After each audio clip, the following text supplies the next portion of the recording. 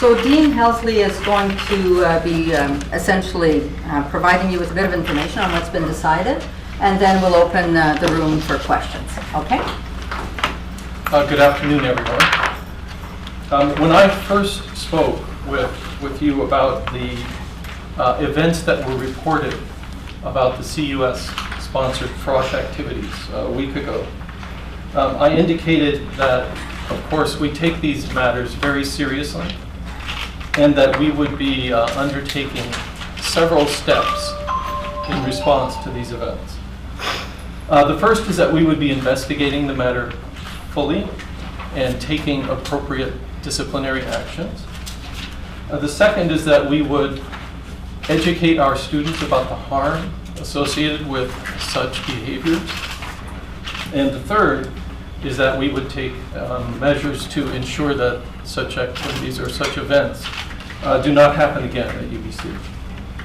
So what I would like to do now, very briefly, is tell you about how we are following up on those three statements. First of all, the investigation was begun today. Vice President Cowan and I have established a fact-finding team and asked them to conduct a thorough investigation of this matter and report back to us within a week. The results of the investigation will then become an input into the university's formal processes associated with non-academic misconduct by students, and that process will then unfold over a period of time. Secondly, regarding education, we will increase the emphasis in our curriculum on issues related to ethics, dignity, and responsibility. And we will provide additional resources to students as required in order for them to better manage the events that have unfolded for them. And third, I have decided that the Sauder School of Business will no longer support CUS-sponsored Frosh events. Having said that, however, I recognize the importance of working with our students, and I recognize the importance of orientation activities, and we will be happy to support CUS Frosh-like events that engage in team building activities and community building activities for the students, provided we have assurances that the activities will meet the high standards that Ubyssey has set for student conduct. And so now I'd be happy to answer a few questions. Thank you. Just if you could tell us, I'm with Global Television, my name is Tanya, how Sauder supported those Frosh events in the past. Was it financial contribution? Was it just vocal support? And maybe just start with that. Well, as you know, the events are run by the CUS, which is separate from the Sauder School, operating under the auspices of the Alma Mater Society. So the school supports the events by providing information and guidance to students about our expectations of Frosh events, and also by providing technical support, if you like, to facilitating invitations and providing information to students about the events. You mentioned there might be, John Woodward from CTV, you mentioned there might be consequences for people involved in this for non-academic misconduct. What are they, and what would you expect to mete out to someone who organized a chant like this, for someone who just chanted it? What could they be looking for? Well, the whatever discipline arises out of the investigation, obviously we're just in the beginning parts of the investigation, so it's very early to speculate about that. The university's policy considers a range of possible sanctions, going all the way from warnings up through expulsion from the university. But again, it's very early to speculate about exactly what those outcomes might be. Arno Rosenfeld from the Ubyssey. Can you talk about the Dean's Office's relationship with the CUS in the past? We understand that you've consulted on various issues on the CUS budget and given various recommendations like that. Can you talk about that past relationship and how that's going to change going forward, aside from ending support for Frosh? I hope it will not change going forward.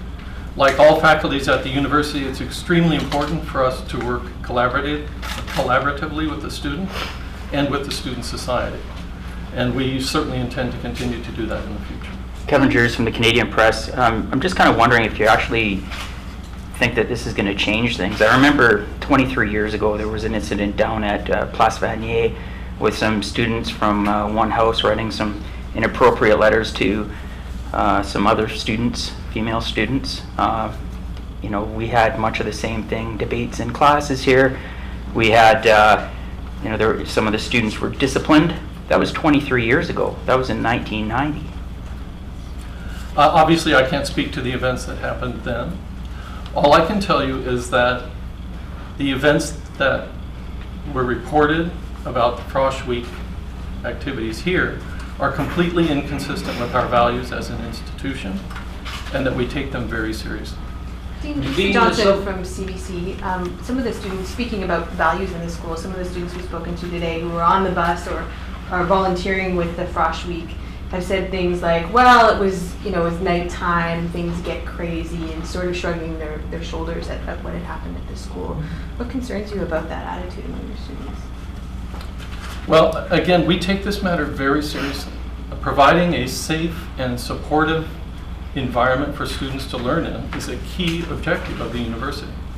And providing an environment that respects the great diversity of activities at the university is also, you know, very, very important to us. What are you looking to answer in your fact-finding mission? What kind of questions are you looking at? They will be exploring, trying to understand the details of what actually happened. Now, we know in broad measure what has been alleged to have happened, but we do not know the details. We don't know how many people might have been involved or how many times things might have been said and so on. Did you see this as supporting Frosh as forever, or because people, the students we spoke to said, you got new students coming in, why should they pay the price, because Frosh is very popular, for what previous years did? What I'm saying is that I will be happy to support activities that introduce students to the school and to the CUS going forward, provided I have assurances that they meet the high standards the university sets for student conduct. And how will the rape chair affect Sauder's reputation in the wider community? Well, and this is one of the things, obviously, that is also very, very concerning to all of us. These activities are completely inconsistent with our values as a school, and they're also inconsistent with everything that I know about our student body. This has come to be interpreted as a blanket indictment of the Sauder School of Business and its students, and that is just not true. The vast majority of our students are wonderful young people, extremely bright, making all kinds of positive contributions to their community. I guess one would assume that as a business school, future leaders would already be learning about respect and dignity and ethics. How do you teach a group of students that in the classrooms? How's that going to change? Well, we're going to increase emphasis in our curriculum on those kinds of issues. You are right, issues related to ethics and dignity and positive work environments are already important in the curriculum. But this has convinced us that we are going to need to do more. Some at the school have said to us that the same similar things happen at business schools across the country, and said we're picking on Ubyssey. Is there something in the culture of business schools that includes this? I can't speak to what's happened elsewhere. I'm really only concerned right now about these deeply troubling events that have happened here and the steps that we can take to rectify the harm that has been done and ensure that they don't happen again. I talked to a former student, or several former students, going back a decade or more, and they were aware of the chant, and it happened then. So how can you be surprised that it's happening now if it's been going on for a decade? I did not know that this had happened at all until last Friday when it was brought forward by the Ubyssey newspaper. My understanding, largely from those reports, is that the students in these student-run events sort of took steps to try to keep these kinds of activities out of the public eye. And again, it's important to remember that these are literally student-run events.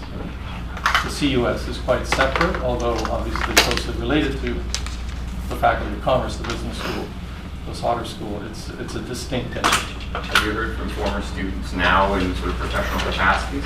What feedback are you getting from graduates? I've heard from a wide variety of people in the community, and I think they share my concern. They share all our concerns, and they've been expressing those views to me.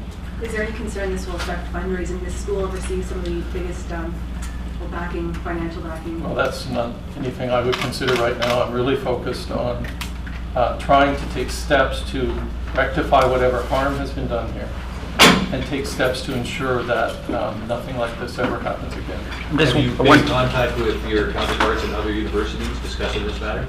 I actually have not heard from my counterparts at other universities. I'm just kind of wondering. Back to the moment when you first heard about this, and just what was your reaction when you learned that this was being done at your school? I couldn't believe it. As I said, this is so inconsistent with everything that we try to accomplish as a university and as an institution of higher learning, of higher education. And it's also completely inconsistent with everything that I know about our student body.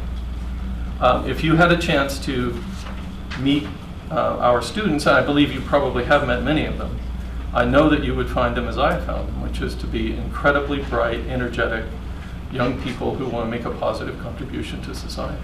Do you think the steps that the CUS has taken in having Jonathan Lee and Jacqueline Chen resign as Frosh co-chairs, even though the event was over, do you think those are sufficient steps? Do you think it's fine the current leadership is in a position to move forward in a positive direction? You know, I think I'd like you to direct those kinds of questions to the CUS. Dean, you're probably aware of the graffiti that was sprayed on the bottom of the Sauder School of Business today.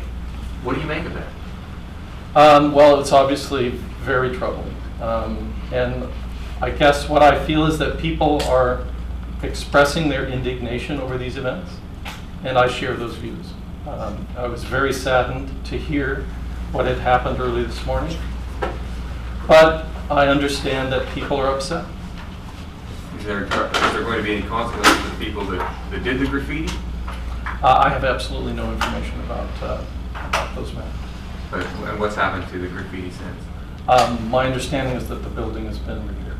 Dean, I apologize, I missed your answer to that. The vandalism, is that an appropriate response to what's going on now? All I would say about that is that I know that people are upset and feel some indignation about the events that were reported at the CUS-sponsored Frosh.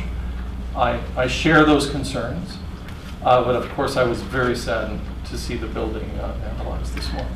Just wondering, how far are you willing to go on this? This chant was obviously offensive, but I'm sure that we could listen to songs that play out on campus here or during any student event that are probably as equally offensive. Are you guys going to be taking any action to stop that kind of stuff at student events too?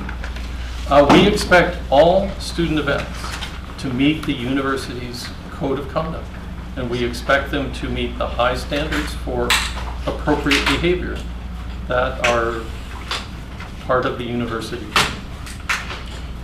All right, I think that just about wraps up most of the questions and what the dean has to say. So thanks very much for coming. And the media release is there. It's also online. So some of you may need extra shots. Of course, you're welcome to